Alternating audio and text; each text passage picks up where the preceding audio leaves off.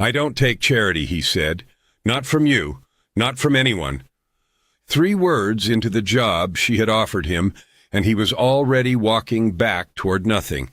His saddle sat in the dust beside her barn door. One saddle, no horse under it, no bedroll tied behind, just leather and sweat, and a man who would rather starve upright than eat on his knees. Melissa Cole was 38 years old.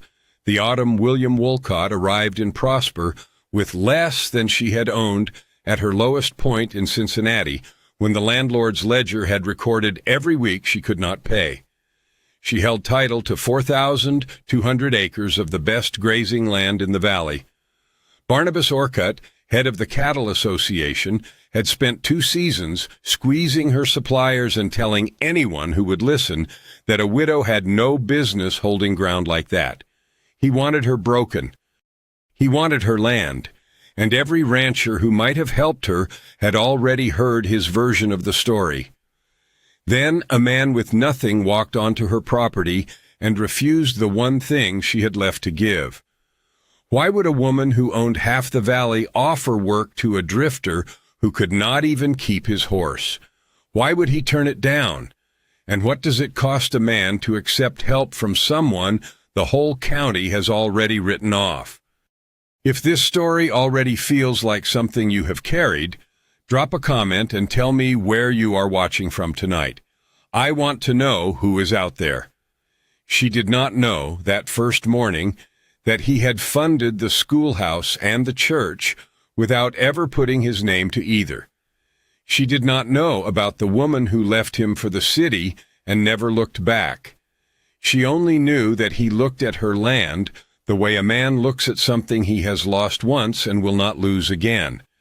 And she knew he had said no. 3 weeks before he arrived, Melissa Cole stood in her weaving shop and counted thread. The smoke shed had been her father's. Now it held a loom she had built herself, spools of wool she carded by hand, and the quiet she could not find anywhere else on 4,200 acres. The ranch hands talked when she passed. The foreman talked when she did not. The whole valley talked, and Barnabas Orcutt made sure they said what he wanted them to say. She was 38 years old, unmarried. Her father had died owing no man a cent, which meant she had inherited clean, which meant Orcutt could not buy the debt and force her out. So he had found another way. 2 seasons of pressure on her suppliers. 2 seasons of whispers at the feed store, the livery, the ice cream social on the courthouse lawn. A widow has no business holding ground like that. She will sell by spring. She has to. She was not a widow. She had never been married. But Orcutt called her one anyway, and the word stuck because it was easier than explaining a woman alone. The thread ran through her fingers.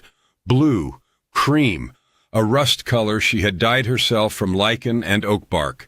Small work, quiet work.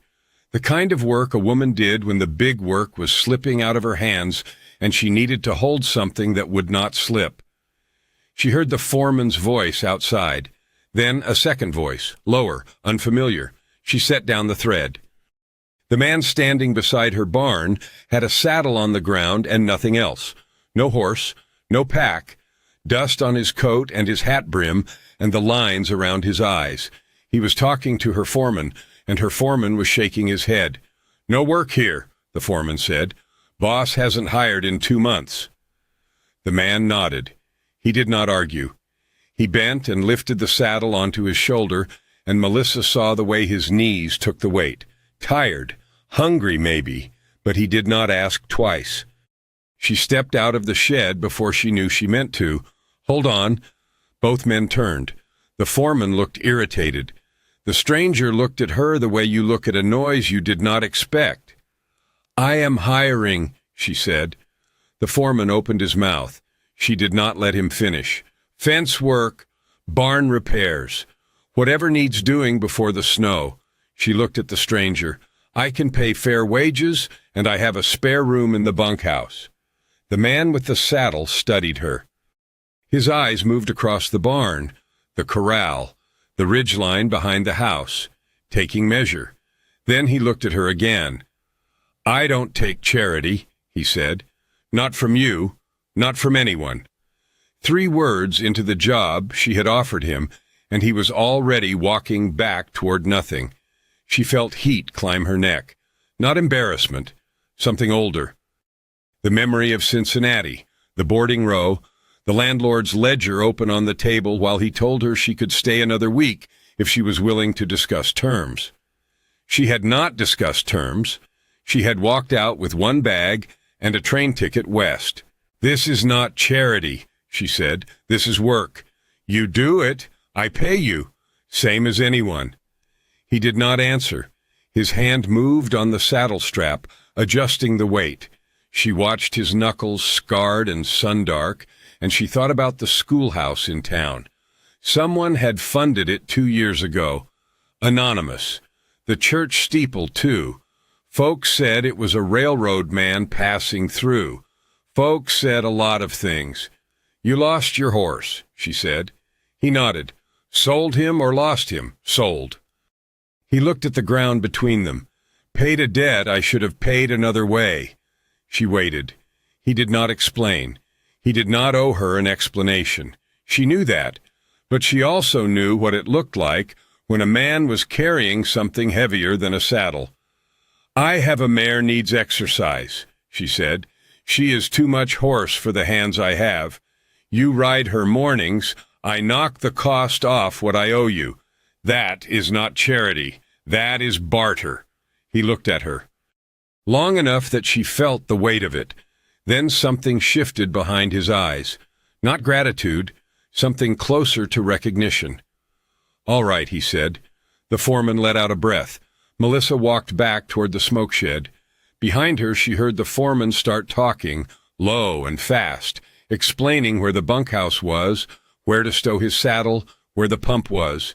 She did not turn around. She sat down at her loom and picked up the thread again. Blue, cream rust. The rhythm of it steadied her hands. She did not know his name yet. She did not know that he had walked away from a woman in the city who had promised to stay and then had not. She did not know about the schoolhouse or the church or the quiet way he had spent his money on things that would outlast him. She only knew that he had said yes when he could have said no. And she knew that Barnabas Orcutt would hear about it by nightfall. 3 days later, she saw Orcutt at the feed store. He stood by the counter with 2 of his men, and when she walked in, all 3 of them stopped talking. "Mrs. Cole," Orcutt said. He always called her that. The title she had never earned dropped like a stone. "Mr. Orcutt, I hear you hired a drifter." She set her order list on the counter. "I hired a man who needed work, same as my father did for 30 years. "Your father," Orcutt said, "had judgment." She looked at him. He was 50, maybe 55, with a vest that cost more than her best mare and a watch chain that caught the light. He believed he was patient. He believed he was winning. She could see it in the way he stood, weight back on his heels, waiting for her to blink. She did not blink. "I will take the usual order," she said to the clerk. 50 pounds of oats, 20 of salt, tack nails if you have them. The clerk glanced at Orcutt. Orcutt did not move. "We are short this week," the clerk said. "Maybe next month." Melissa picked up her list. She folded it once, then again. She tucked it into her coat pocket. "I will try the store in Ridgeway," she said. She walked out without looking back. The stranger was sitting on the corral fence when she got home. He had the mare on a lead rope, brushing her neck with slow strokes. The mare, who had thrown 2 hands in 6 months, stood quiet under his hand. Melissa stopped the wagon. She did not get down. He looked up, saw her face, said nothing. She sat there for a moment, reins loose in her lap, and she thought about Orcutt's watch chain and the clerk's nervous eyes and the 50 pounds of oats she would have to haul from Ridgeway.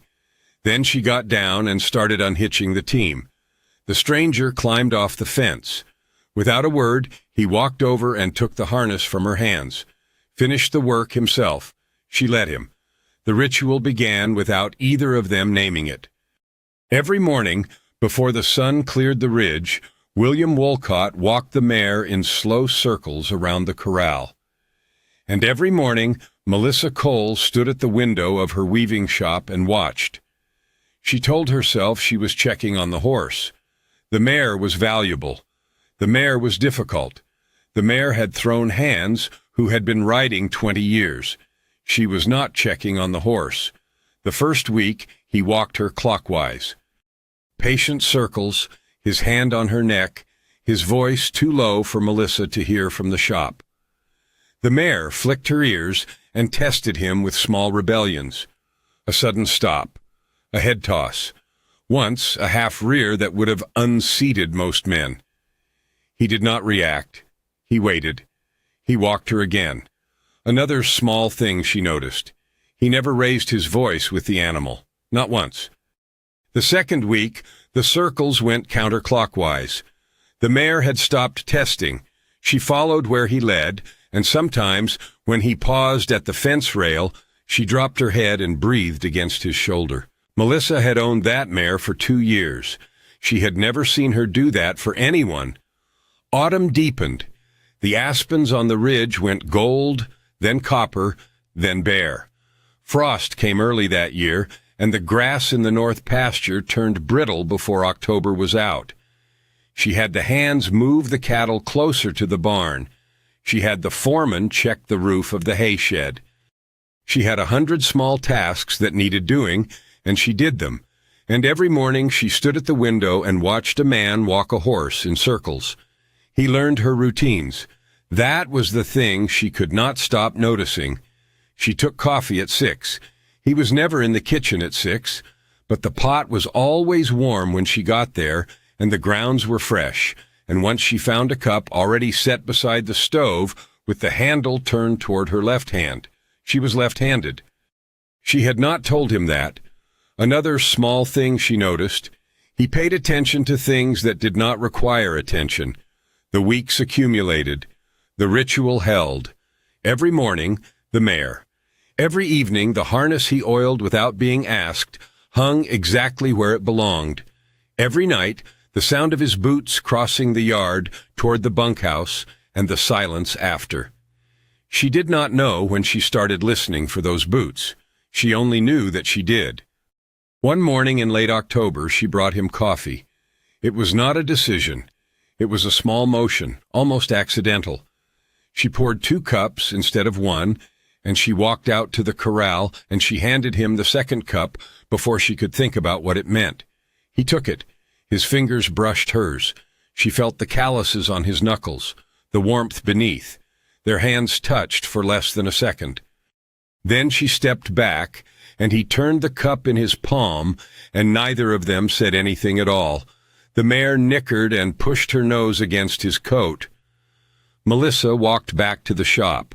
She did not look over her shoulder, but she felt him watching her, and she knew, without knowing how she knew, that he had not taken a drink yet. The coffee ritual started the next day. Not a word spoken about it, not an arrangement made. She simply brought 2 cups to the corral every morning at 6:15, and he was always there, and the mare was always calm, and they stood on opposite sides of the fence and drank in silence. Some mornings the silence lasted 5 minutes. Some mornings it lasted 20. She learned the shape of his quiet. He was not a man who needed to fill space with talk. Neither was she. Another small thing she noticed. He drank his coffee black, no sugar, no milk. He held the cup in both hands, the way you hold something warm when you have been cold for a long time. November came. The first snow fell and melted. The second snow stayed. She saw him mending a fence post one afternoon, and she stopped the wagon to watch. His hands moved with the ease of long practice. Hammer, wire, post. The motion of a man who had done this work before, somewhere else, on land that had mattered to him. She had asked the foreman once where William had come from. The foreman shrugged, said he did not talk much, said he worked harder than any hand they had ever hired, said the mare followed him around the corral like a barn dog. She did not ask again, but she noticed things. the way he checked the barn doors every night, even when it was not his job, the way he stacked firewood with the split faces down, the way her father had done it, so the rain ran off instead of soaking in, the way he stood at the edge of the yard sometimes, looking toward town, with an expression she could not read. He was not a drifter. She was certain of that now. A drifter did not know how to stack wood. A drifter did not fund schoolhouses and churches. She did not know how she knew about the schoolhouse. It came to her slowly, in fragments. A comment the foreman made about the new teacher. A line in the town paper about an anonymous donation. The way William looked away when someone mentioned the church steeple, the fresh paint, the bell that had been silent for years and now rang every Sunday. She did not ask him about it. Some truths were not hers to demand. Another small thing she noticed. He never went to church himself. The coffee ritual continued. 6:15, 2 cups, the mare, the silence. One morning she was late. 10 minutes, maybe 15. A problem with the loom. A broken heddle she had to replace before she could finish the bolt of cloth she was weaving for the mercantile in Ridgeway. When she finally reached the corral, she expected to find him gone. He was waiting. The mare stood at his shoulder. He leaned against the fence, arms folded, face turned toward the shop. When she appeared with the cups, he straightened. He did not smile, but something in his posture eased. "I was late," she said. He took his cup. "I noticed. Their fingers did not touch this time. She made sure of it, but she felt the space where the touch would have been, and she thought he felt it too." The snow deepened. December turned the valley white. The cattle crowded near the barn, and the hands spent their days hauling hay and breaking ice in the troughs. William worked alongside them, steady and silent, and at night Melissa heard his boots cross the yard, and she counted the steps without meaning to. 14 steps from the barn door to the bunkhouse. She had counted. She did not know why she had counted. One evening she found him in the smoke shed. She had come to finish a bolt of cloth. The light was failing outside, and she wanted to use the last hour before dark. She pushed open the door, and there he was, standing beside her loom, looking at the half-finished weave with an expression she could not name. He turned when he heard her. "I am sorry," he said. The door was open. "I did not mean to intrude." She stepped inside, set down her lantern. "You are not intruding." He nodded. He looked at the loom again, then at her. "You built this yourself." It was not a question. She answered anyway. "My father taught me, before he died." He was quiet for a moment. Then he reached out and touched the frame, ran his fingers along the wood the way you touch something you understand. "Good work," he said. "Solid joints." She watched his hand on the wood, scarred knuckles, steady fingers. The hand of a man who knew how to build things and how to hold them together. Another small thing she noticed. He understood craft. He knew what it cost to make something with your hands. She did not know she was going to speak until she spoke. "I grew up near a river," she said. "My father ran a crossing, ferried folks from one bank to the other before they built the bridge in town." He turned, looked at her, waited. "I learned the currents," she said, "the fords, the flood patterns. Better than the men who charge tolls now." She paused. "It does not matter anymore. There is no ferry. There is no crossing. But I still know how the water moves." He was silent for a long moment. "Some things stay with you," he said. "Yes." She did not know why she had told him. She had not told anyone about the ferry, about the crossing, about the river knowledge her father had given her before he moved west and started over with cattle instead of water. It was a useless skill now, a relic. The kind of thing you carried because you could not put it down. But he had looked at her loom like it mattered, and she had wanted him to know that she carried other things too. He left the shed without another word. She heard his boots on the frozen ground, 14 steps to the bunkhouse, and then silence. She sat down at the loom. She did not weave. She sat there in the cold light, her hands in her lap, and she thought about a man who touched wood like he understood it, and a woman who had once known every rock and current in a river that no longer needed her. Christmas came and went. The new year turned. The coffee ritual held. 6:15. 2 cups. The mare. The silence that was no longer silence, but something else. Something denser. Something that filled the space between them like heat from a stove. She noticed things she should not have noticed. The way his breath clouded in the cold air. The way his shoulders moved under his coat. The way he looked at her sometimes when he thought she was not watching. She was always watching. One morning in late January, the temperature dropped 20 degrees overnight. The well froze. The troughs froze. The hands spent the day hauling water from the creek in buckets, and by evening everyone was exhausted and irritable. Melissa stayed in the smoke shed. She wove. Blue thread and cream thread and the rust she had dyed herself. The rhythm steadied her. When she came out at dusk, he was waiting, not at the corral, at the door of the shed. He had a bucket in his hands, steaming slightly in the cold air. Hot water from the kitchen. For the loom, he said, keeps the thread from getting brittle. She looked at the bucket, then at him. "How did you know that?" she said. He shrugged. "My mother was a weaver." He set the bucket down beside the door. Their hands did not touch. Their eyes did. Another small thing she noticed. He had never mentioned his mother before. She wanted to ask. She did not ask. "Thank you," she said. He nodded once. He walked away. 14 steps. The winter wore on. February brought wind that cut through every crack in the barn walls. March brought mud and the first faint smell of thaw. The coffee ritual continued, morning after morning, and sometimes their fingers touched when she handed him the cup, and sometimes they did not, and she learned to feel the difference in her chest. She was in love with him. She knew it because she had memorized how he took his coffee. She did not say it. She did not expect him to say it. Some things were too heavy for words. One evening she found him at the corral again, after dark. The mare stood beside him, her breath fogging in the cold. He was looking toward town, and the expression on his face was the one she had never been able to read. She stopped beside the fence. She did not speak. "A woman," he said.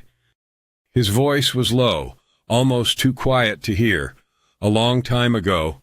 She went to the city. She did not look back." Melissa waited. "I have not been able to," he said. He stopped, started again.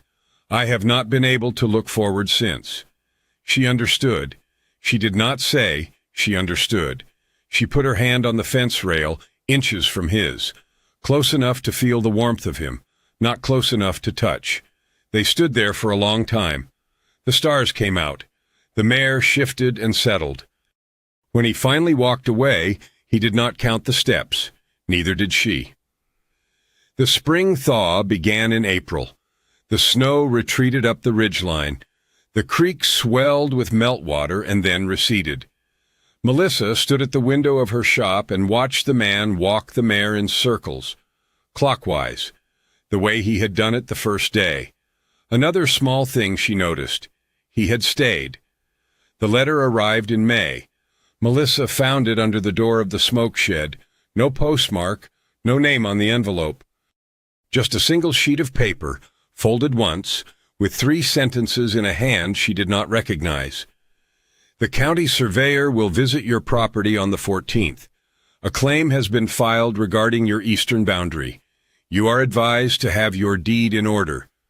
She read it twice. Then she walked to the house and pulled her father's papers from the strongbox under the floorboards. The deed was there, the original plat map, the bill of sale from 1859, everything in order, everything clean. But she knew how Wolcott worked. She had watched him squeeze 3 ranchers out of the valley in 5 years. He did not need the truth on his side. He only needed doubt. The surveyor came on the 14th. A thin man with a transit and a chain and 2 assistants who did not meet her eyes. They walked her eastern fence line for 3 hours. They made notes. They did not tell her what they found. That evening she heard the talk in town. She had gone to the mercantile for thread. The clerk looked at her the way you look at someone who has already lost. 2 women near the bolt rack stopped talking when she entered. One of them smiled. The other did not. Melissa bought her thread. She walked out. She did not look back. But she heard Orcutt's name, her name, a phrase that followed her down the street like a stone in her boot. The widow and her hired man. She was not a widow. She had never been married. William was not her man. But the town had decided what they were. And once a town decided, the truth stopped mattering. The talk spread. She heard it at the feed store where the clerk still would not sell her oats. She heard it at the post office where the postmaster handed her mail with a look that lingered too long. She heard it at the ice cream social on the courthouse lawn, where she had gone because her father had gone every year for 30 years, and she would not let Orcutt take that from her too. She stood alone by the lemonade table. The women she had known since girlhood did not approach. Orcutt did. "Mrs. Cole," he said, enjoying the weather. She looked at him, his vest, his watch chain, the satisfaction in his eyes. "I hear your eastern boundary is in dispute," he said, a shame. "These things can drag on for years." She did not answer. "I would hate to see you lose everything your father built," he continued. "Perhaps we could discuss an arrangement before the courts get involved." She set down her glass. "My father built something you could not buy and could not break," she said. "I intend to do the same." She walked away. She felt his eyes on her back. She did not turn. That night she did not bring coffee to the corral. William was there. The mare stood at his shoulder. He watched her cross the yard toward the house, and she felt the question in his silence. She did not stop. The next morning she was late again, not by accident this time. She waited until she saw him leave the corral, then she walked out with 1 cup instead of 2. He found her at the smoke shed that afternoon. "Did I do something wrong?" he said. She did not look up from the loom. "No." "Then why?" She set down the shuttle. She made herself meet his eyes. "People are talking," she said. "About you. About me. Orcutt is using it. He is telling the whole county that I cannot keep my land without a man to prop me up. That I am," she stopped, "that we are something we are not." He was quiet. "If you stay close to me," she said, "it gets worse for you. You have standing in this town.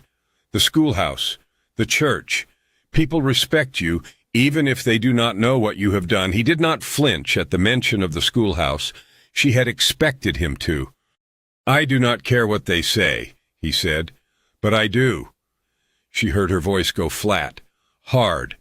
The voice she had learned in Cincinnati when caring was a luxury she could not afford. "If Orcutt takes my land, I lose everything. If he takes your reputation too, then we both lose. And I will not be the reason you become another rumor in this valley." He stood in the doorway, his hands at his sides, his face unreadable. She turned back to the loom. She heard him walk away. She did not count the steps. The coffee ritual ended. The mornings grew warm. The mare waited at the corral fence every day at 6:15, and every day Melissa stayed inside. She told herself it was the right thing. She told herself that was that.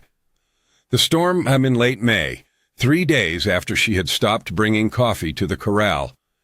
She was in the smoke shed when the sky went green, the color of hail, the color of trouble. She had seen it once before, the summer she was 14, when a storm took the roof off the ferry house and dropped it in the river like kindling. She set down the shuttle, walked to the door. The wind was already bending the aspens on the ridge. The mare screamed. Melissa ran. She did not think about the distance or the rain that had started to fall in sheets or the way her skirts caught on her boots. She only thought about the mare, alone in the corral, and the way a horse could kill itself trying to escape what it could not outrun. She reached the gate. The mare was spinning in tight circles, eyes white, hooves throwing mud. Melissa grabbed the lead rope. The mare reared. She held on. Then he was there. William came out of the rain like something the storm had made. He took the lead rope from her hands without a word. He got a shoulder against the mare's neck and spoke low, too low for Melissa to hear, and the mare stopped spinning. She did not stop trembling, but she stopped. "Get to the shed," William said. "I will bring her." Melissa shook her head. "The barn. Too far. The shed is closer." She looked at him. Rain streamed down his face. His coat was already soaked through, and his hat brim had collapsed under the weight of the water. She turned and ran for the smoke shed. He followed with the mare. The shed was not meant to hold a horse. It was barely meant to hold a loom. But the mare was shaking, and the hail was starting to fall, and there was no time to argue with architecture. William backed her through the door. Melissa pulled her loom to the corner, cleared space, stacked her spools against the wall. The mare stood in the center of the room, sides heaving, eyes still wild. "Easy," William said. "Easy now." The hail hit the roof like gravel. The mare flinched. William kept his hand on her neck. Melissa stood by the door and watched. She did not know how long they waited. The storm rolled over them in waves. Thunder, rain, more hail. The shed shook but held. Her father had built it 40 years ago, and he had built it to last. Slowly the mare began to calm. William eased her down, got her to lower her head, got her to breathe. Melissa realized she was cold. Her dress was soaked through. Her hands were shaking. She did not move. He looked up, saw her standing there, arms crossed over her chest, shivering. He did not say anything. He walked to the corner where she had stacked the bolts of finished cloth. He picked up the heaviest one. A blanket she had woven in February, blue and cream and rust, meant for the mercantile in Ridgeway. He carried it to her and wrapped it around her shoulders. His hands did not linger. His fingers did not brush her skin. He simply covered her, the way you cover something you want to keep safe, and then he stepped back. She looked at him. "That was for selling," she said. "You were cold," he said. She pulled the blanket tighter. The wool smelled like the smoke shed, like her hands, like home. Another small thing she noticed. He had not asked if she minded. He had not waited for permission. He had seen that she was cold, and he had fixed it. The rain eased. The hail stopped. The mare stood quiet in the center of the room, her head low, her breath slow. William sat down on the floor, his back against the wall, his knees drawn up. He looked tired, tired in a way that had nothing to do with the storm. Melissa sat down across from him, the blanket around her shoulders, the loom behind her, the mare between them, warm and alive. They did not speak. The silence stretched, not uncomfortable, not easy. Just there, like the rain on the roof, like the smell of wet wool, like the space between two people who had stopped pretending they did not know each other. She was the one who broke it. "I grew up knowing how to read a river," she said. Her voice was quiet, tired. "I told you that. What I did not tell you is that it made me strange." He looked at her, waited. "The other children did not understand," she said. "They thought I was odd. Their fathers built things, sold things, farmed things. My father ferried people across a river that flooded every spring. And I watched him. I learned every current, every ford, every place where the water would kill you, and every place where it would let you pass. The mare shifted, settled. When we moved west," she said, "there was no river, just land, just cattle, just a valley that did not need anything I knew." She looked at the blanket in her lap, at her hands, still shaking. "Wolcott thinks I cannot hold this land because I am a woman alone," she said. But that is not why. He thinks I cannot hold it because I do not belong here, because I learned the wrong skills, because I am," she stopped, "because I am built for something that no longer exists." The rain was a murmur now, a whisper. The storm was passing. William did not move.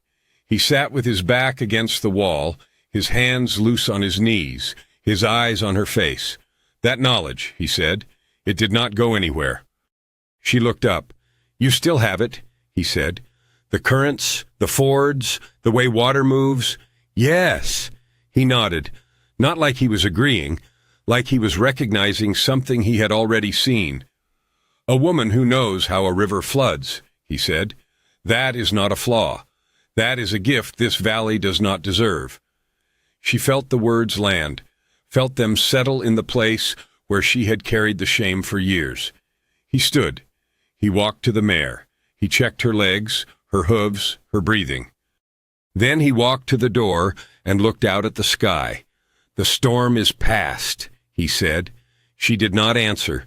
He turned, looked at her, the blanket around her shoulders, the loom behind her, the finished cloth stacked in the corner.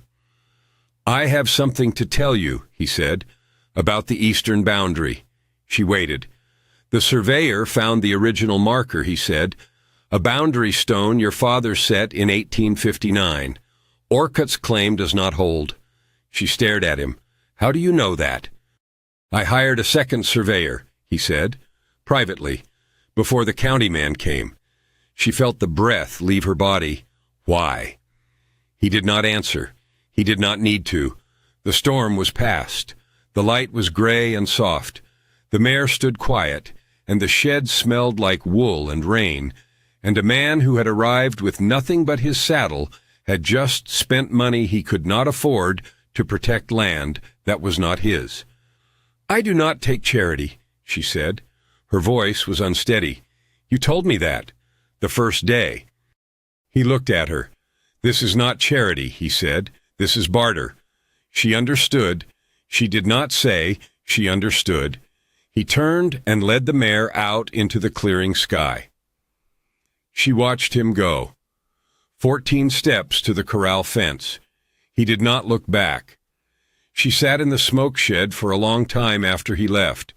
The blanket was still around her shoulders, the one she had woven for selling, the one that smelled like her hands, like her work, like the only thing she had ever been able to hold on to. He had wrapped it around her without asking. He had hired a surveyor without telling. He had walked away without expecting anything in return. Another small thing she noticed. She had stopped shivering. The county clerk read the surveyor's report aloud on the courthouse steps. Melissa stood at the back of the crowd. She had not asked to be there. She had not asked for witnesses. But the town had gathered anyway, the way towns do when something is about to settle.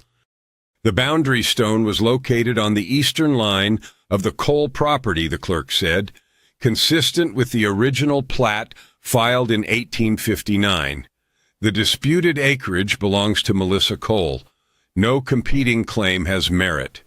She heard the words. She did not react. Orcutt stood near the front, his vest, his watch chain, his men flanking him like they always did. She waited for him to speak, to argue, to do what he had done for 2 seasons. He said nothing. The clerk folded the report. The crowd began to shift, and one by one they turned away from Orcutt and toward her. Mrs. Henley was first, the postmaster's wife. She had not spoken to Melissa in 3 months. Now she crossed the lawn with her hands clasped in front of her and stopped 2 feet away. "I am glad it worked out," she said. "Your father would be proud." Melissa nodded. "Thank you." Mrs. Henley walked away. Then the feed store clerk appeared, the one who had refused to sell her oats. He looked at the ground when he spoke. "I can fill that order now," he said, "if you still need it." She could have refused. She could have reminded him of every time he had turned her away, every sideways glance, every silence that lasted too long. She did not. "I will come by tomorrow," she said. He nodded and left. The women from the bolt rack came next, then the foreman from the Hadley ranch, then a man she did not recognize, who said only that he had heard about her father's ferry and wanted to shake her hand. She shook it. Orcutt did not move. He stood by the courthouse steps with his men, and nobody approached him. Nobody spoke to him. Nobody looked in his direction. She watched him realize it. The moment when a man understands that his power has not been taken. It has simply stopped mattering. He turned and walked toward his wagon. His men followed. She did not watch him go. William was waiting by the livery. He had not come to the courthouse steps. He had not stood in the crowd. He had stayed at the edge of town, where nobody would notice him, where her name and his would not appear in the same sentence. She walked to him. He looked at her, the same steady gaze, the same scarred hands, the same man who had arrived with nothing and given her everything that mattered. "It is done," she said. He nodded. The street was quiet. The crowd had scattered. Somewhere a dog barked. Somewhere a wagon wheel creaked. She thought about what she could say, about the boundary stone, about the surveyor he had hired, about the blanket he had wrapped around her shoulders without asking. She did not say any of it. "I am bringing coffee tomorrow," she said. 6:15 if you are there." He looked at her for a long moment. The light caught the lines around his eyes, the gray in his beard, the expression she had never been able to read. "I will be there," he said. She turned and walked toward her wagon. She did not look back, but she felt him watching. And she knew, without knowing how she knew, that he was smiling. The town did not forget what Orcutt had tried to do. But they stopped talking about it. They stopped talking about him. His name faded from the feed store gossip and the post office chatter and the ice cream social on the courthouse lawn. He was simply a man who had wanted something he could not have. Melissa Cole was a woman who had kept what was hers. That was the whole story. That was all any of them needed to know. She drove home with the sun on her face and the boundary marker standing on her eastern line, and a man waiting at the corral fence who had never asked for anything except the chance to stay. The coffee ritual returned. 6:15, 2 cups, the mare waiting at the fence with her head low and her breath up against the morning air. Melissa brought the cups out on the 1st of June. William was already there. He took his without a word. Their fingers touched. Neither of them moved away. The summer settled over the valley like a held breath. The grass came back green. The cattle grew fat on the upper pastures. The women in town nodded when she passed, and the feed store clerk filled her orders without looking at Orcutt first. She wove, blue thread and cream thread and rust. The blanket he had wrapped around her shoulders hung in the corner of the smoke shed, unwashed, still carrying the smell of that storm. One morning in late June, she found something on the corral fence. A saddle. His saddle. The one he had carried onto her land, with nothing else to his name. It sat on the top rail, cleaned and oiled, the leather gleaming in the early light. She looked at it, then at him. He stood beside the mare, his hands loose at his sides, his face quiet. "I sold my horse to pay a debt," he said, "but I kept the saddle. I could not let go of it. It was the last thing I owned." She waited. "I do not need it any more," he said. She did not understand. Then she did. "This is not charity," she said. Her voice was steady. "This is barter." He looked at her, the same look he had given her in the smoke shed, the same recognition, the same seeing. "Yes," he said. She walked to the fence. She put her hand on the saddle. The leather was warm from the sun. Then she put her hand on his. They stood there for a long time. The mare breathed beside them. The aspens on the ridge turned in a wind she could not feel. Somewhere in town, a church bell rang, the one he had paid for without putting his name to it. She thought about the boundary stone her father had set in 1859. She thought about the surveyor William had hired.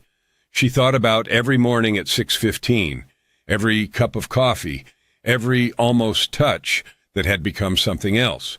"I do not take charity," he had said. The first day, the first words. He had been wrong. They both had. What they had given each other was not charity. It was the slow accumulation of trust. It was the ritual of showing up. It was two people who had lost things, learning how to hold something again. She did not kiss him. She did not need to. She simply stood beside him, her hand on his, the saddle between them, like a promise he no longer needed to keep. The mare nickered. The sun climbed higher. The valley stretched out below them, 4,200 acres of land that belonged to a woman who had learned to read rivers and a man who had learned to stay. When I think about them, I always come back to that saddle on the fence rail. He had carried it across the country. He had sold his horse to pay a debt he would not name. He had arrived with nothing and refused the first thing she offered because he could not stand to owe anyone anything, and then he left it there, in the open, where anyone could take it. That is what trust looks like. Not a grand gesture, not a declaration, just a man setting down the last thing he owned because he finally believed someone would not take it from him. If this story stayed with you, tell me where you are listening from tonight and what moment touched you most. When she chose to let the town turn on Wolcott without lifting a finger against him, did you think she made the right call? I want to know where you land. If you would like more quiet evenings by the fire, lonely roads, quiet cowboys, and hearts finding their way home, come back for the next one. Subscribe and turn on notifications so you do not miss it. Thank you for staying to the very end. I will see you in the next one.